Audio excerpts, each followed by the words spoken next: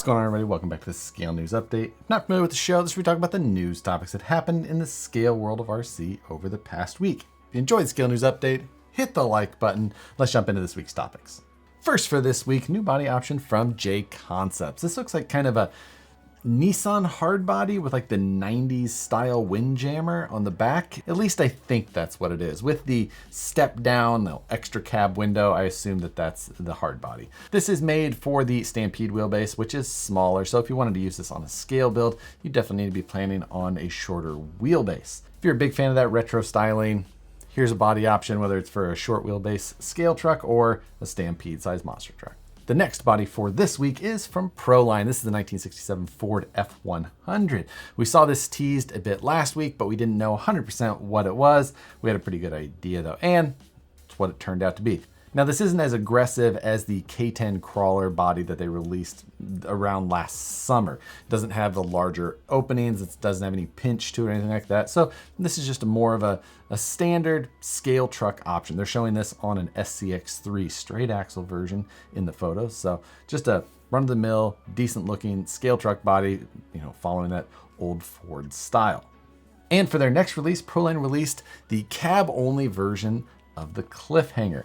I like this release. I think it looks good. We've seen a ton of Power Wagons for however long, and that's not going to go away anytime soon. But if you're a big cab-only fan, you just didn't have a ton of options that were in that kind of aggressive arena. So glad that this is on the market, already available for pre-sale. If you want to pick one of these up, I'll put links to them in the description below, as well as the links to the rest of today's stories. And if you want to support the Scale News Update, you can use some of those links. Some of them are affiliate links. So click through, buy through that way, and let them know I sent you. For those of you Axial SCX10 Pro owners, or some of you who may have wanted specific parts from the SCX10 Pro, most of the replacement parts for that kit are now available in stock, including the axle pieces. So if you wanted to piece together an axle set, it appears that all of the parts are available already where you could do that.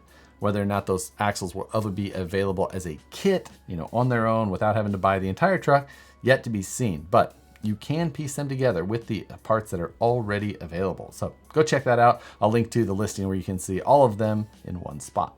Proline finally released those 1.0 dual stage foams. We saw a teaser of these a few weeks ago. Finally see the release of them. Just like their 1.9 and 2.2 foams, it's got a molded insert in the center with the open cell foam on the outside, just like we've seen from their other ones, just in that smaller size. These are sized at 2.2 inches of total height. So depending on which of the 1.0 tires you're going for, maybe these will work for some of them, but I've seen a lot of those tires get really tall these days. So whether or not these are for you, check that total height against your tire of choice, see if they'll work. Then WPL released a new version of their D series. This is the D32, the 4-door cab version of the popular D12. I always liked my D12. There's my D12 right there. Yeah. I have a few of them, and the 4-door one, it's styled a little differently anyway, and replicate a different truck than the D12 was, but with the longer cab, it's got a different look. I think they've got like the D12, the 32, the 42, maybe they have a 22. It'd be weird if they just skipped it. I don't know. There's a bunch of them. They're all kind of cool. You can get a van, single cab, double cab. Pick your poison. They're super cheap, but a lot of fun. Do you guys remember Venom batteries, or Venom Power as they were known? Last year, we discussed their bankruptcy. They filed for bankruptcy, went through, found the filings, looked like everything closed on it. However, if you go to the website for Venom Power now, it looks like they have a landing page that says, "We're coming back, bigger and better." Not sure if the name was sold or transferred, the business, if it's the same people or not. But it appears at this point that maybe we're going to see a return to the brand, which presents a pretty interesting situation because, they have been gone, but they did have a name. Coming back, maybe some people won't give it a second thought and they'll just feel like they recognize the name, buy back in. But some people may have a bit of a negative feeling about it, being that they did go bankrupt. Will they have to honor any of the warranties that were sold with the previous products that had somewhat long warranty periods? I feel like it makes some interesting questions pop up, and I'll be interested to see how the market responds to it. We'll keep an eye on it, see if the brand digs itself out of that hole or if they just kind of fizzle out and never really become anything again. A quick PSA for any of you who watch and comment on YouTube videos.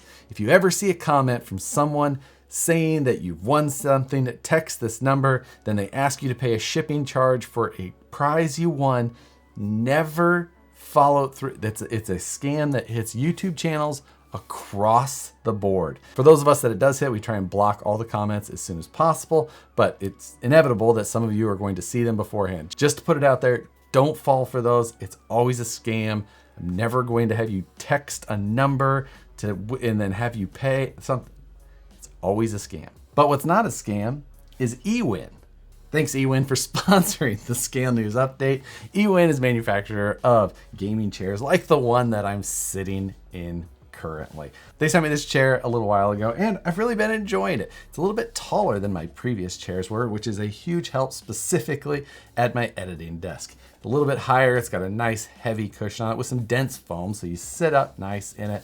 It's got good bolsters. It's just comfortable to sit in. It's adjustable in every which way, arms up, down, in, out, left, right. It's got adjustable back angle that you can fix, so you can actually set a recline amount that you like and without having to just always like try and rock back to it.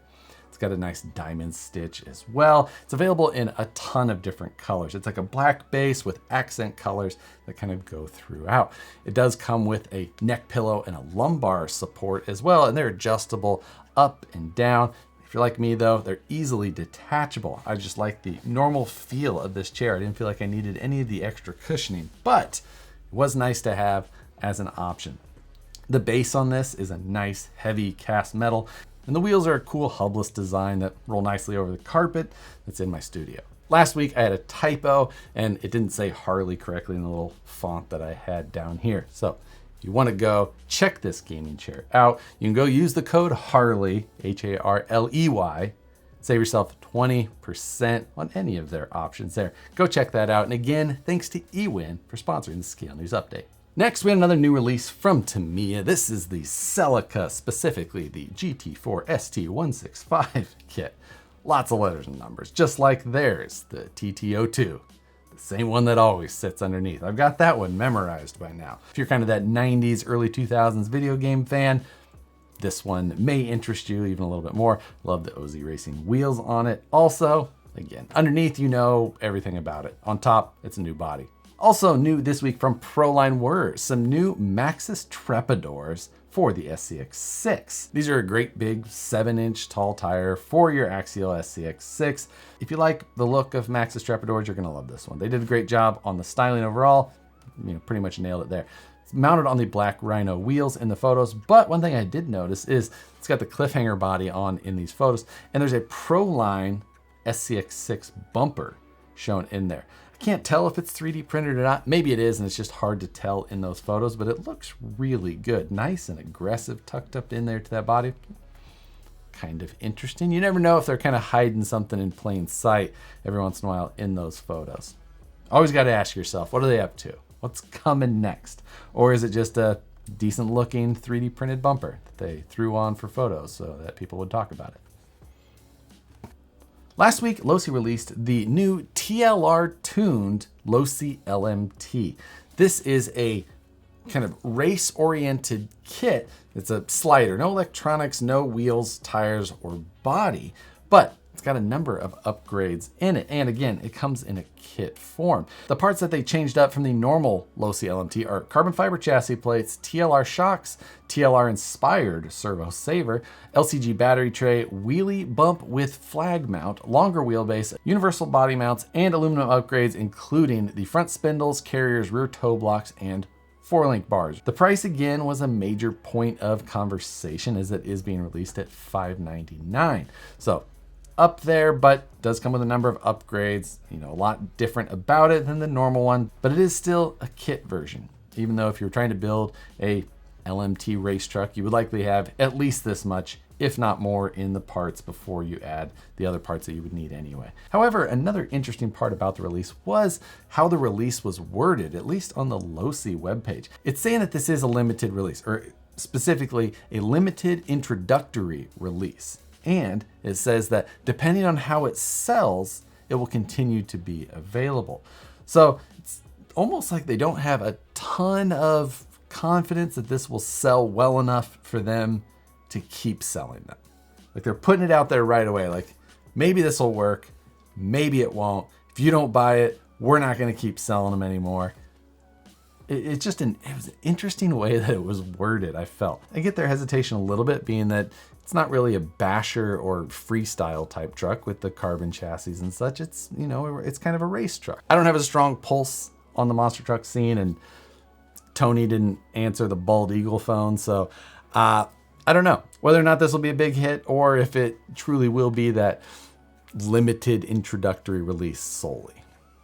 If it does turn out to be something that interests you, well, you're going to need a body for it. And Proline happened to have 2 more releases this week as well. 2 more Gravediggers, 1 fire, 1 ice. Pre-painted, fully liveried up in the Gravedigger style, but 1, you know, flame style and 1 ice style, I guess. Fire and ice. $104 each for these pre-painted body options. Not cheap, but for graphics like that, if you're going to try and do it any other way, it'd cost you a ton more, I'm sure. And it's Gravedigger, so I'm sure he's, you know, taking a little piece too. And I guess it's just Monster Truck Week. JConcepts released some 17mm adapters for the LMT, and FMS released the new Smasher V2.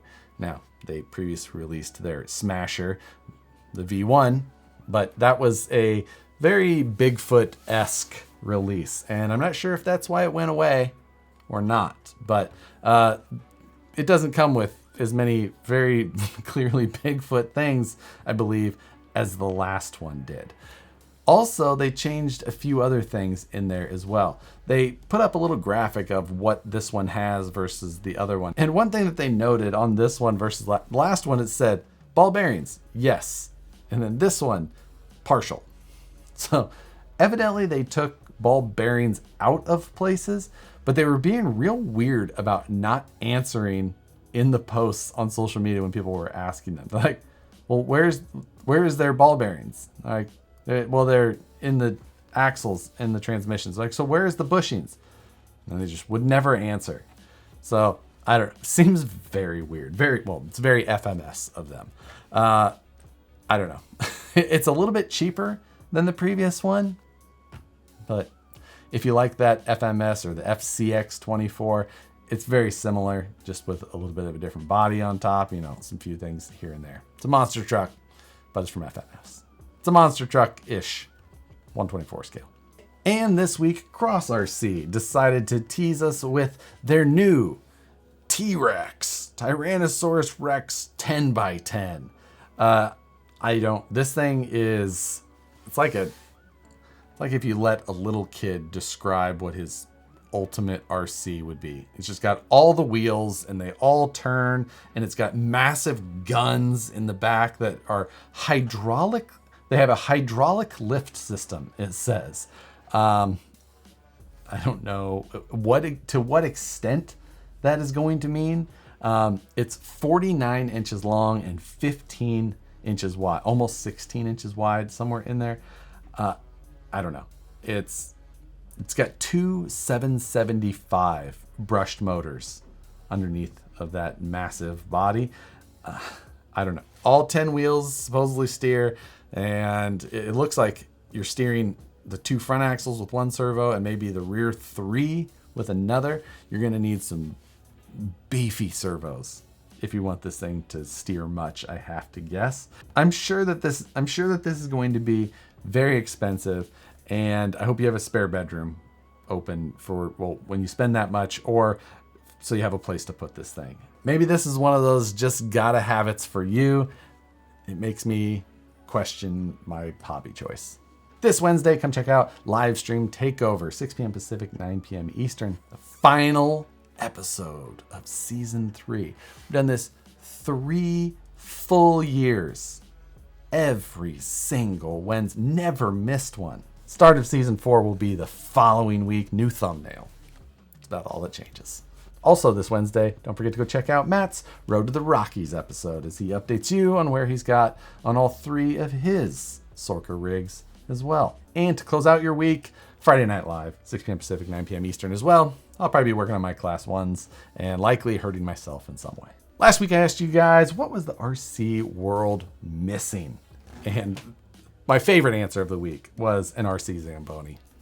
Just an actual, it's cleaning the floor, built-in Swiffer on the back.